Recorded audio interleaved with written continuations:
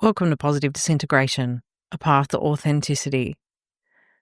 This is the second part of a two-part episode we recorded when I went to visit Chris in Wisconsin earlier this year.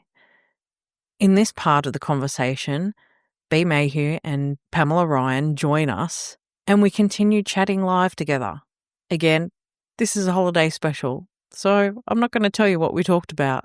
We just let the conversation flow and enjoyed being in the same room together.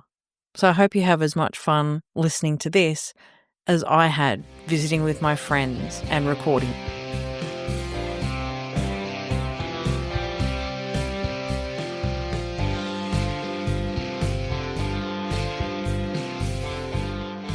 We're very good at that. Yeah, go ahead, take another bite of your burrito. I stole a potato. I can't wait to have more toffee. Bee's toffee is incredible. Yeah, I made you have some for breakfast. Appetizer. Yes. Yeah. Still wearing it on the side of my face. Bee's toffee's brilliant. It is. All of her food. Well, I stayed with Bee at the Congress in July. Like, we stayed at an Airbnb then, too. And we absolutely laughed about her being as advertised. Because I had seen all these photos of her food on Facebook and was like... And so when she was like, do you know anybody who would want to stay at this Airbnb with me during the Congress? I was like, me. And I realized like it seemed like I lived close enough to maybe not stay somewhere by the university. But no, I mean, I wanted to be right there and to be like disconnected from my family while I was doing it. So I could just be like fully engaged. And so I was like, hell yeah, me. And yeah, the food is ridiculously good. Yeah, and I was nice and not the party animal that it seemed like I had the reputation for being. Although, I mean, maybe a little bit of one, but it didn't interfere. Wink. Yeah. And good boundaries. Like you're a good roommate too. And I know that you were like, well, I don't want to take the room that has, and it's like, yeah, you're giving me the good room. You're getting the good room. We're doing all this for you. The noisy kids are going to be in the basement and in the far room close to the yard. So we're outside. That's right. Or in the backyard if you're doing a workshop with Emma and need quiet. And I'd skulk in the house like this. I know. And I saw you guys like walk by the window outside to go into the backyard. And I'm like, up they're back. For those who can't see this, Bea just did her best cartoon cat burglar impression with a face and the overacted creeping. It was wonderful. It was. I wish you could have been here to see it. But have you ever? I am here to see it. Have you ever thought about moving to America? I wanted to ask you that more than once already while you've been here. I wanted to ask while James was here too, because maybe he has a dream to move to America. How do I say this diplomatically? That you would never live in a place where people are like constantly murdered and... Yeah. That where Donald Trump is about to be president again. Well, you maybe don't have to leave that in. I'm not looking to get like on some fucking list now. The Trump list of people who have wronged me, because I have wronged him. I would never, like in episode with the one with Elizabeth, we talked about him. I would never say no to anything, and if circumstance led me here, I would. But Pam knows Australia's a pretty fucking nice place, isn't it?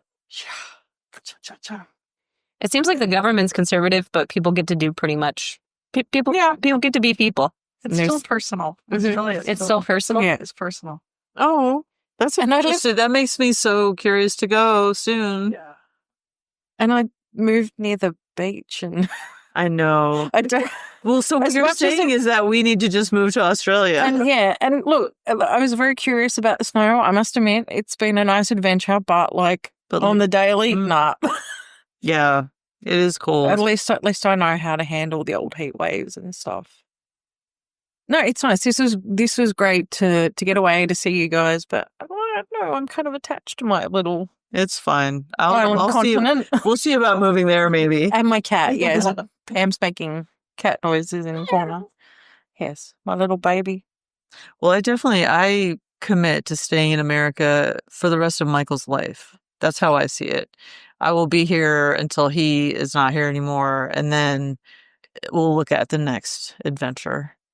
And it may not be staying in Madison, maybe it will. It's impossible to say.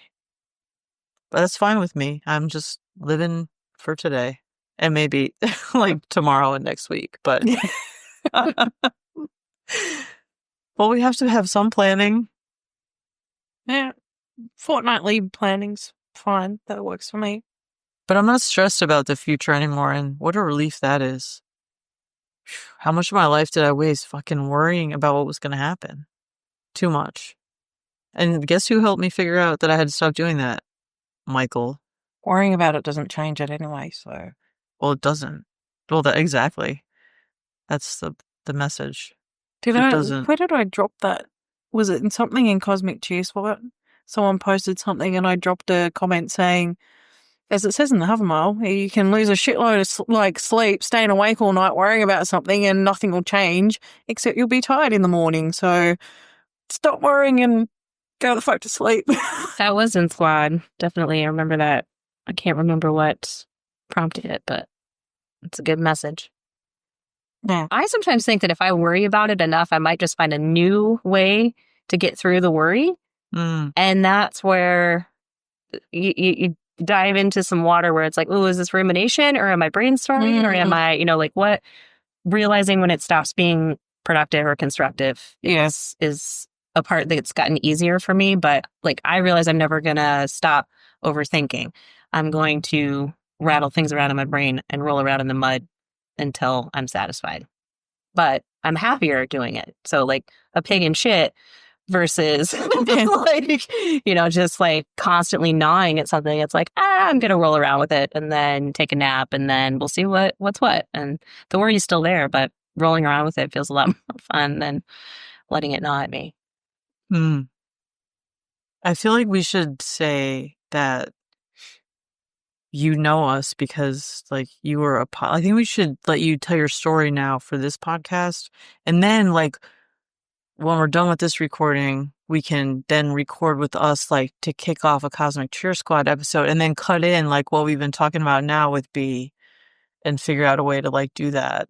So yeah, B, tell us. And then maybe Pam, I would also like to talk about how we met at like you came to my session in 2017. It wasn't a luck in the draw that I showed up in your session because I was just walking down the hall and knew somebody who was walking in. And so I followed them and then I listened to you and you were like the most authentic thing there, the whole conference. And so I stayed after, like wait to talk to you. And I did the one thing I never do, which is wait in the line.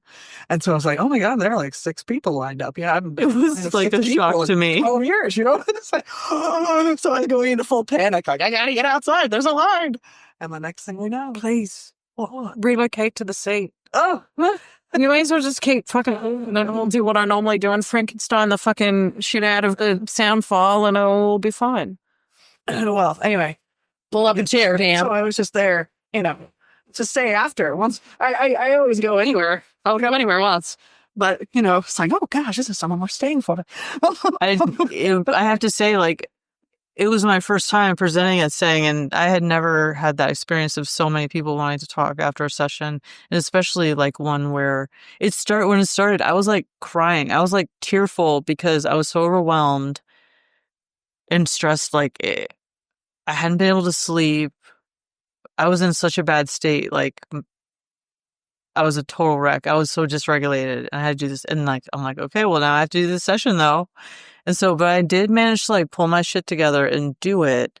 And I was so honest. And I didn't realize how unusual that was. I had like a slide with all 30 psychiatric medications I had ever taken, like on a slide. And I was like, this is who I was. I was this mental patient who thought that I was going to need treatment for the rest of my life and had totally forgotten about giftedness and just told my story.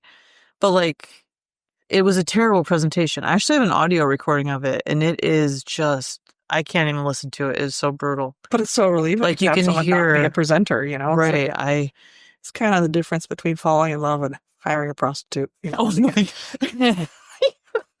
So it was very authentic. And yeah, and we talked, and I just remember being like so overwhelmed even after like talking to you guys. I just was like, wow, it's so important that I like hear everybody and what they're telling me, and just kind of suggest that we could stay in touch or something. I didn't even know like what to tell people or where to go next because I didn't have like something to offer. It's not like I was working for anybody or like accepting money for my services. So I was just like, thanks for being here. This is coming from my heart. You weren't part of the gifted industrial. I wasn't part of the gifted industrial complex. Trademark. Pam. So that's how we met. But then we really had a chance to talk at NAGC 2021. And that was such great vibes from that one. Because of COVID, it was like our time back in person. It was in Denver, so I felt comfortable like being there. And we got to talk at night at dinner, and we got to be with Kate in the Soul Spark Sanctuary. That was such a beautiful place. And you were like making it so beautiful and like artistic. And I thought, who is this person? Like what? Because I had, of course, seen you on like social media, but it was just like so special to be with everybody there. And it was like unparalleled, the magic of that one, I thought, compared to any other time. And yet I gave a really stressful session because it was like pushing back on the critics. My first slides had shitty tweets that people had made about the theory, saying it was pseudoscience and shit. And I just was so like fired up to say, you do not see the whole story here. And I'm going to tell you right now what it is. And there is more to this theory than you know. And stay tuned. So yeah, thanks, Pam, for being there since the beginning and being. Oh yeah. Like we are teaming up. We're done with this shit. There was someone even before it saying, who I don't know. I would stalk her if I had the executive function to do so. But she was from St. Louis, I think, and she must have just been a mom, or, she was, again, not part of the industrial complex. And so there she was, like, just going on and on, just talking fast and going off on tangents and getting all crazy and, talking about, oh, they don't even understand, the garden variety gifted. And then they got these people who are, and so she was exactly what I went there to find, which was people who made sense to me, because you don't need more of what you got. And anyway, so I had come back. That's how you found me online. Right. Well, you stepped right into my little battle of witlessness. So yeah, I had come to find you. I just didn't know who you were. I just didn't know who you would be. But I was trying to get just one more slice of authenticity out of the scene, because it's always so achy once you know someone's. I've always just felt sorrow for every rock star on the planet, because it's just like, how can they tell the same heart-wrenching story twice? How can you? So authenticity is what I'm fishing for everywhere in the world. Same. And it is pretty rare. Yeah. I've noticed. How can it be so rare? How can it be? It's a disappointment how many times I've, I guess, been like taken in by people thinking that and here's what I would say that it is. I project my own nature onto other people, or I did. I'm being more careful about it now. But what I do is I meet somebody new who has some interest in the theory, and I would be like, oh, we must have the same goals, and you must care at the level that I do and want ascribe all of them. Yeah. But like, I can't say enough about how that isn't the case at all. Yeah. And it's incredibly rare. And when I do find such a person now, I hold on to them, and know that it's special that I have found them. And like, this is who's making up the Positive Disintegration Network. Pam, cue your talk about cutting the bait. It was a great. Oh no, you just paraphrase for me, please. Cut bait, big school, life school. So you're out there, you're fishing for people, and you find a connection, all right? You've got the good, juicy fucking worm. You're like, I've got a worm that is worth sharing with the world. And somebody takes a bite, and you're like, oh, let's play. Let's go fishing. I got one of me. Let's do it. And then being able to realize quickly that you're like, you know what? That worm should just stay with that fish. Even if that's the best worm ever. Yep. And like, just let the fish go catch and release, or just goodbye worm. But there's a lot to be said for continuing to just recognize and then move on. Because I know, like you, I've been like, oh, people care about this, so they must care at the level that I care. Because I don't think I'm putting that much work into most of the way I live my life. Come to find out, it just takes a lot of energy to be me, but that's my normal frame of energy. And then somebody gets caught up in my energy, and I see that, like, they bounce off that. And then 2 weeks later, they have like nothing to say, or they think that I'm mad at them because I didn't talk to them every day at the same rate I did. And so this like fit into the worm metaphor because I was like, yeah, like I'm always throwing out like, come on, everybody. And then nobody shows up. And I'm like, that's fine. I'm happy alone. But like you were saying, tending your worm farm. Yeah, tending my worm farm. When I find folks that like know how to fish like appropriately and can like sit in the canoe or on the dock and like reel back. And then there's some motherfuckers that could go out there with the net with me and we just like fish and then hold space for the fact that any given day, the conditions are different. Oh yeah. You're not going to go out on the boat every day. You might have to sit on the dock someday. And then there are just folks that like don't know how to fish and don't like worms. So where does that leave us? Hungry. I think fishing amounts to lighting a stick of dynamite and throwing it in the water. Right. Oh, we know them too. Right. But it's like you have to do this constant tending and care about like managing your resources. And that's like internal self-care. And it's also the external world care. So I always like to talk about the asset management. She said it funnier than it's my way. Paraphrase my ass. I didn't know there was a word involved. But if you consider yourself to be the asset you are managing and think of yourself as the manager, you live such a different life than if you are just out there playing, freely with others. Because if you only have so many breaths left or heartbeats left or moments left, and you're squandering them on reeling in that fish that doesn't serve your necessities, will have no nutritional value for you.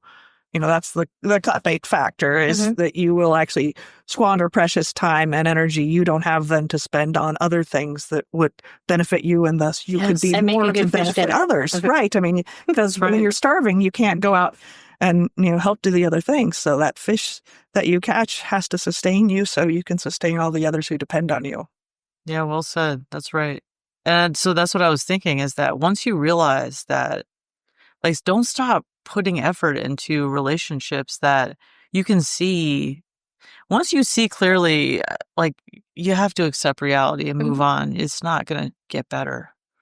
Like, they're not going to wake up and be the person that you wish you think that they should be. But I think part of it is, like, I've had to accept that it's not up to me to, I don't know, like, not everybody can.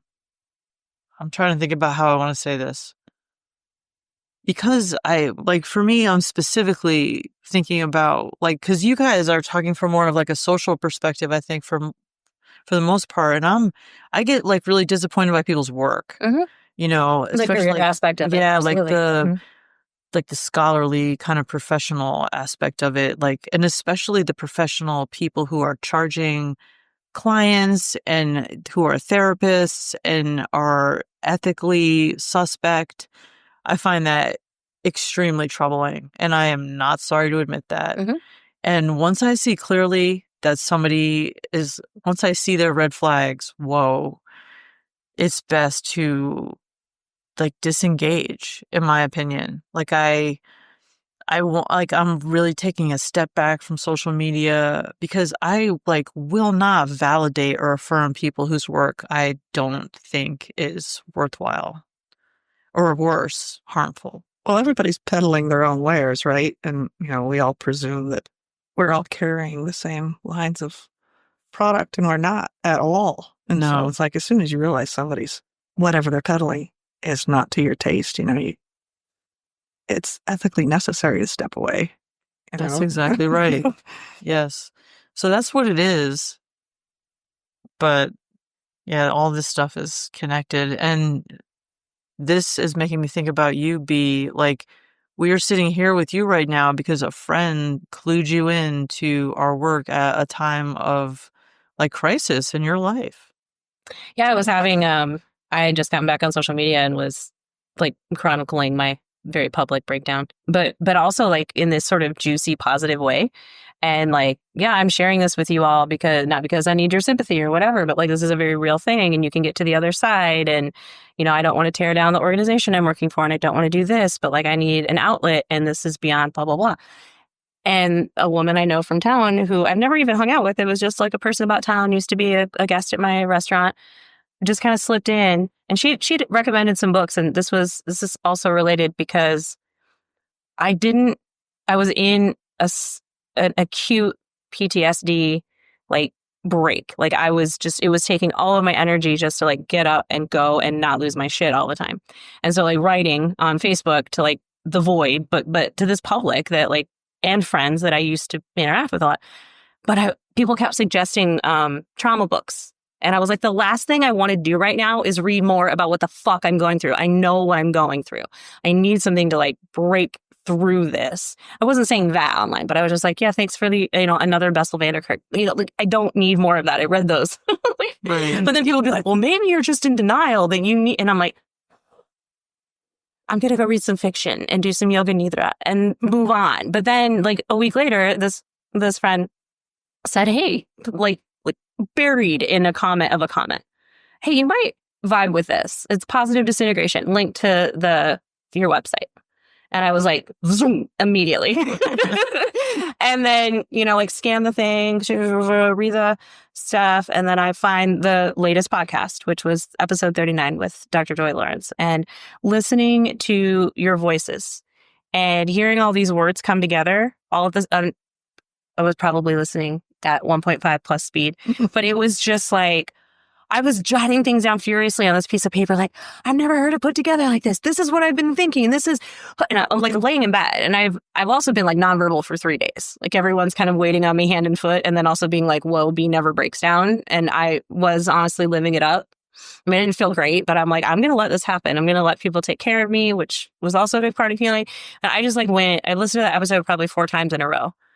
And then immediately went to the show notes. It was like found adults with overexcitabilities. And then I found and yeah, I think within 2 days I had joined the group and was posting every day, and then tentatively writing both of you being like, am I annoying everyone?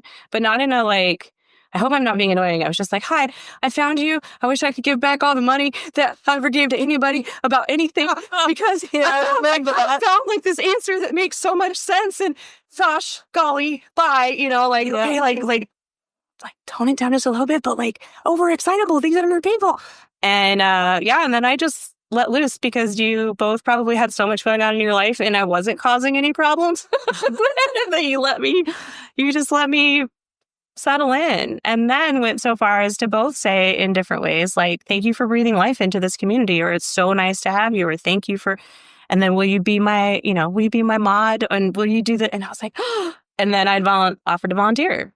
Because I was like, I want to give back to this organization that I feel like mirrors so much of how I experience life and has helped me make sense of so much shit that I keep, like, no matter how many times I get knocked down, I'm like, okay, like there's some framework about something inside me that makes me care about getting up and doing better. Like, where did that come from?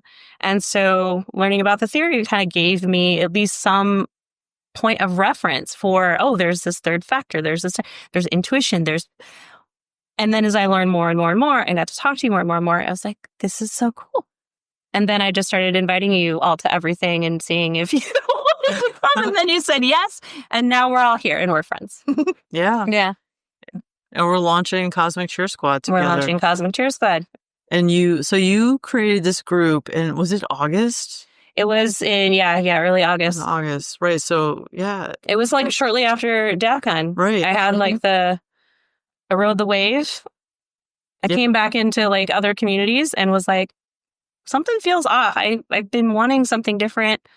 And I love Emma's group because it feels like the group where you can just bounce off the walls and not have to be quite so academic about it, but there's room for, like, there's just a lot of problems, but it's still within the like Dabrowski overexcitabilities framework. And so Cheer Squad sort of became the like, well, where can we go to like where we have this sort of ethos and this background and this understanding, but can just like not just talk about the theory. Like, of course, it's going to come up, or not just about being gifted, or not just about overexcitabilities or neurodivergence.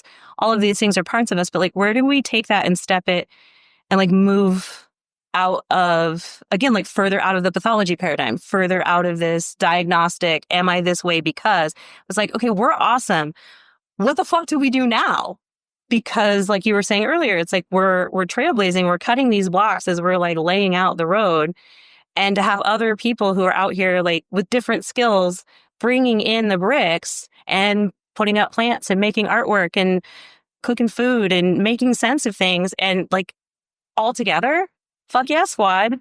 Fuck yeah, squad. So yeah, that group really helped me get to know you better, like after the Congress, you know, and then we like started recording voices, which is so funny to me. Cause yeah, like I don't even know. Yeah, how did that even start? When did we start doing that? We'd have to look at our messenger history to see how that happened. It was because of me and Emma, I think we do that. Because like sometimes I have so much to say to Emma that I have to just record it. I mean, it's like I'm not going to type that out to you.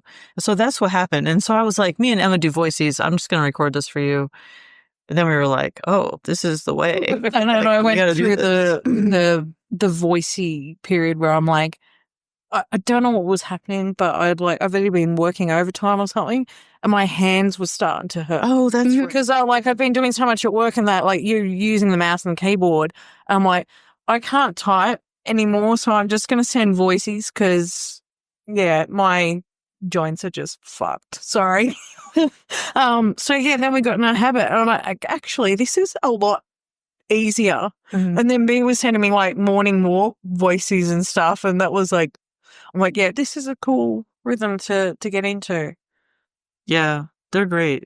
Well, and I think I started voicing you because I had like Emma was really busy with work. We had some drama going on. I was doing my part to like mitigate like the time zone understanding that it wasn't as big of a deal, but it is because it's a bigger thing. And then it just got to a point where I was like, I can't text any of this. I need to like be leaving memos.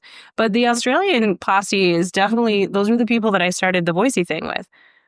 And I think it is largely just because of like this large time difference where it felt like it was easier to text people when you know that they're likely awake and accessible. Whereas when you're talking to someone who's 14 hours away from you, you're like, I'm just going to leave this message because I don't know if I'm going to think of it again and I don't want to blow up their, I don't know. It feels like more condensed.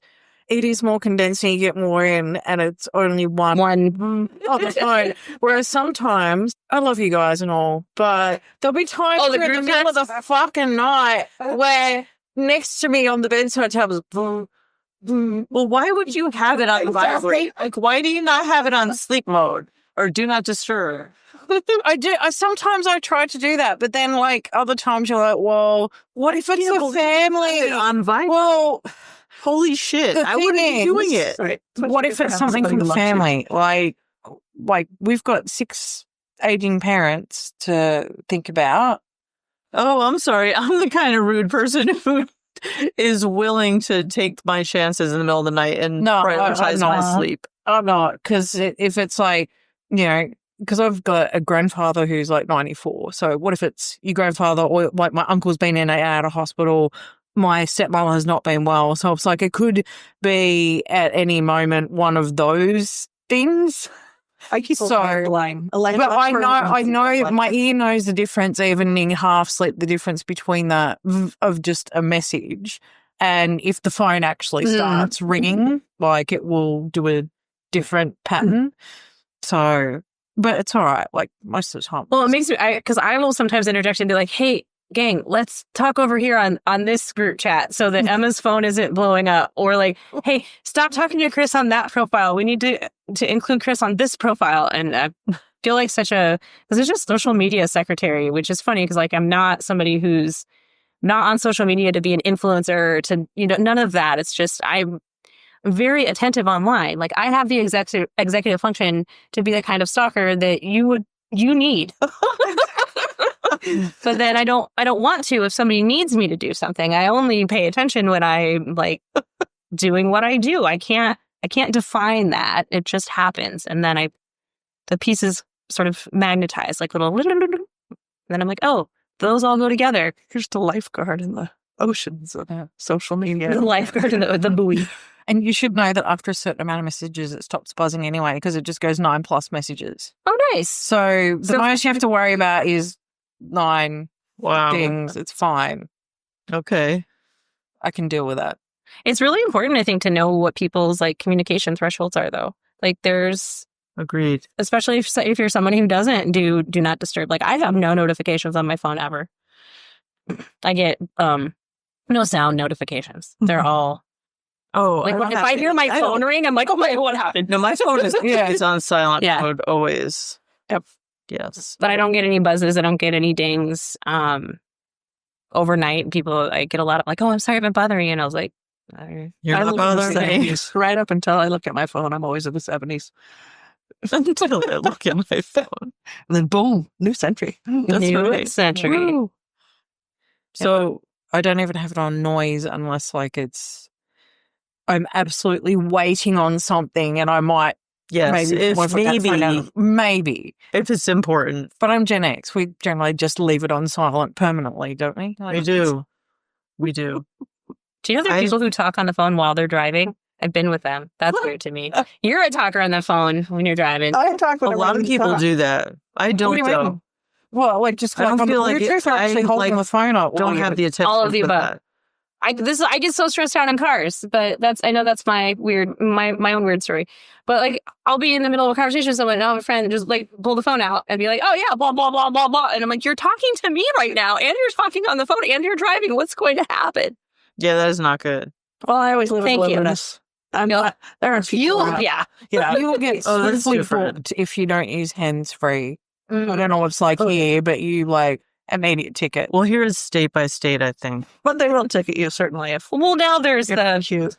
the little things that people put the mount. Yeah. So you can do it mostly by Bluetooth in your car. There's probably nowhere where it's okay to like have it up to your ear anymore. Right. But Mine goes through my whole car system. when it goes through the car, it's okay. But like I don't do it unless. I mean, there's been a few exceptions when like someone's asked if they could talk to me on a road trip or something. I'm like, I guess, but like I just don't feel like I have the attention for it. I identify as an ADHDer, and I think it's best for me when I'm driving to pay attention to the road. As it is, my mind wants to be in my imaginal mode while I'm driving. And let me tell you, people would be horrified if they knew I spent most of my life giving into that and just letting myself like imagine shit in my mind while I was driving. Because yes, that was my norm. And now I don't do it so much anymore. I try to really be in the present, just listen to music or a podcast or an audiobook and just like drive. That's actually the I in Dewey is driving under the imagination. That's right. That's totally. That's me driving under the imagination. And oh my gosh, which leads me to something that I've been wanting to say out loud lately, but I haven't. I've been wanting to say this to Michael.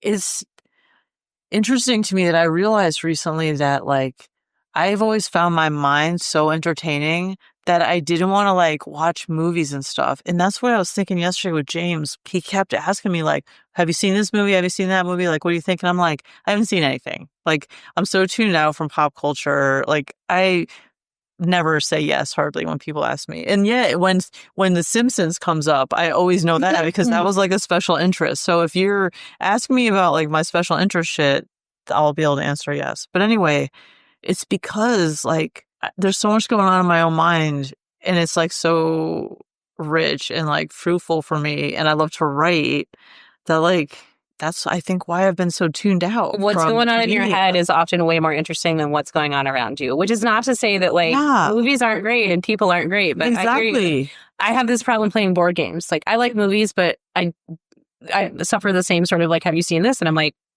no, but I've seen this other movie I love 47 times. Right. Special interest stuff. But when I'm like playing a game, if it's a slow game, if it's more than 2 players, if it involves a lot of conversation, as soon as it's not my turn, I'm like, I want to be present. I want to be paying attention. But if there's a bunch of rules and there's people that are like veering off, I'm just like, I just took something that somebody else said and ran with it. Oh, yeah. And then I ruin the game. So because I'm either not paying attention or I miss my turn or I'm not playing along. And I'm like, I can't play those kinds of games. And like learning that for myself and trying to explain to other people, like, it's not that you're not interesting. It's just that what's happening in my brain is like super vibrant. And I've just moved on. It's because your brains aren't edited to the demographic that media is. Well, there's that. And like, I also see it in like Ziggy and Maddie. Ziggy has more of a game style that I do. And same with movies. He's not interested in watching movies. He'd much rather sit and talk one-on-one with someone and just get like really involved in a conversation and explore under every rock until we're bored. But we don't get bored because we'll just change the subject or go make food or go do something else. It's not like we're not seeking a lot of external activities. Mm. And then Maddie's a very external person and Nate is a more external person. They both they can sit there for like 4 hours and play something like Ticket to Ride, where I'm like, I am so bored. I've been on a train. Like, why are we playing this game? But I love that for them. Like, I love that they have that expression to do that. And they're really occupied with the rules and the order and the structure of it. Whereas I am like, can I tell you some stories about some times I was on a train? Like, when was the first time you were on a train? Like, I want to hear your narrative history here. I don't want to move a pink train to make a trail somewhere. Like, what, But I learned a lot more about games. I never would have guessed this about you because, like, I've seen photos of your place and I can see you guys have like a million games. We have a million games. I like 4 of them. Wow. That's really interesting. I tried so hard for us to be a board game family and then also realized that, I'm not for that either. No. It's just not meant for me. I don't have the attention for it. And I also wondered, I wonder if I said I identify as having ADHD or being an ADHDer. Did I say You did. I wanted to break that habit of saying like identify because it's like I am. And yet I say identify because I recognize how many people kind of are and don't. Like I resonate with ADHD. I resonate with autism. I resonate with PDA. But like I feel more comfortable saying that I identify with them than like I am because they're just like groups of characteristics that we've like brought together and as like slices of lived experience. So I see myself in them, I really do. And I believe that like my ADHD side led me to be that person who was fucking driving and not paying attention, but because I was like in my own mind and yet I was still driving fine. Like, because I am very intelligent. Like my high intelligence allowed me both that experience of having, a fucking movie in my mind that is so perfect and amazing and like the ability to drive and not get into accidents so much. Like, yay. That's obviously one of the most documented things about high intelligence is that it has this influence of meaning that you're probably having fewer accidents and you're probably, I don't know, like more successful in certain areas than people who don't have high intelligence. The part about identifying with different neurodivergences makes me think about parts work and like internal family systems. And like it's not, at some point, I'm surprised nobody's done this yet, and maybe it's out there. But like the neurodivergent parts work, because it's like, oh, the ADHD part of me does this, and the autistic part, or the parts that I identify.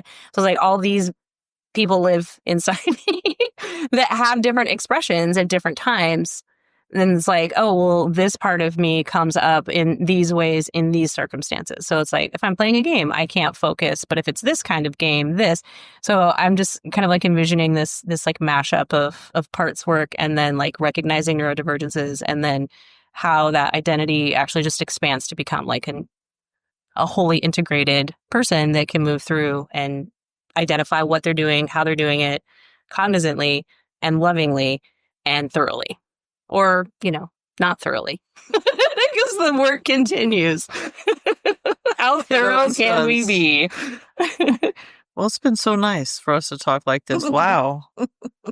We're going to do it again still because we have to record for Cosmic Cheer Squad. So I think we should probably wrap up this conversation. Yeah, I don't care. But we have to talk. No, but we need to like wrap it up. So Emma, like, why don't you do your magic synthesis? Magic perform. Unless you have more to say on the topics we were just discussing, obviously. Take us away, Emma. Oh, like Calgon. Pressure. No pressure. You're soaking in it. Yeah. That's probably an American commercial. It is. The only thing that I know is where they reference that in Wayne's World. That's the only... Yeah. We can just play it for you. That's funny. I was thinking of the Sailing Take Me Away songs that Christopher Cross. Sailing, take me away to where I'm going. Yeah. Take us away. I just know the vibe. Shall I play the song while you're thinking? I can play it. No. In fact, you know what? I'm going to just put my foot down and refuse to do it this time. I'm here. We're supposed to be doing something different. Okay. What the usual fucking cookie cutter format? I should have stayed at home or we could have been on Squadcast or some shit. So, yeah, there's my rebellious nature good. coming out. I think we need to do something that only 4 people in the same room could do simultaneously, and I don't know what it is, but, That's a good idea. Make the most of the Emma. What could we do? Make the most of the Emma. Make the most of the Emma. most. Everyone loves Emma. That's what we learned yesterday from James. That's true. That in Australia, Hearing James talk about you is like my favorite thing. yes, that was so beautiful. Agreed. I was on the... He's so cute. Yes, he loves you so much. I know. Good job. Good job. I don't have that problem. Oh, I know. I lucked out. I found my human at a time where I wasn't even ready to find my human. That's And I always did. the I'm main like, urge. I'm not sure I'm ready for another relationship, but it's obvious. I have to do it. Sorry. And then down the rabbit hole we went. And here we are. And also he's like, you have to go on a trip and meet Chris. And this is a thing that has to happen, and like fully supportive of the whole thing, and let's go. Then And he's documenting the trip and... yes, zoo wildlife photographer expertise at the zoo and shit. See, we went full circle in a way because we were back to talking about me traveling and going to the zoo. That's where we started. Did. That is where we started. See, you did it, and you did some magic without even meaning to. You were just going to put your foot down. But thank you. I'm still going to put it down. It's down. Oh, that's There we something we go. can only do in person. Yeah. 1, 2, 3. Sorry, neighbors. Oh, the sheetling. That's okay. It's my name on the reservation. We're good. Oops. Sorry, neighbours. I didn't mean to stamp on your head. It's It's like a it's fucking only- elephant. It's only 5. I'm sure they're just like, what's going on up there? If only, I wonder what they knew. fucking heard when B fell on her ass down the Like- stairs. It's too bad we don't know what we're doing, because I feel like if we told them, like, not only just like our Australian friend is coming, but like Pam ended up coming too, and we're recording these podcast episodes, and I mean, I feel like they don't even know how good our stomping and falling is. Yeah, sorry, I was just doing like one of our traditional dances while I, what did we say yesterday? Stuff a koala in a kangaroo's pouch for men to make our national. The Aussies, you know how it is. You just spread as much bullshit as thickly as you can and see who takes the bait. Yeah. That's our sense of humor. Just like, All I remember is that koala's milking the kangaroos. Yeah. Oh my God. It was a haggis reference. yeah, Started. throw the biggest Keep it going. load of shit out there, and just keep it going. That's it. All right. Well, thanks, friends. Thank you. Thank you. Continue your path to authenticity through the links in the show notes. Subscribe to our Substack newsletter for stacks of cool things delivered straight to your inbox. Explore the Dabrowski Centre, email us, or join us on social media. And don't forget to show your love by liking, subscribing, grabbing some positive disintegration merch, or leaving us a rating or review on your podcast platform.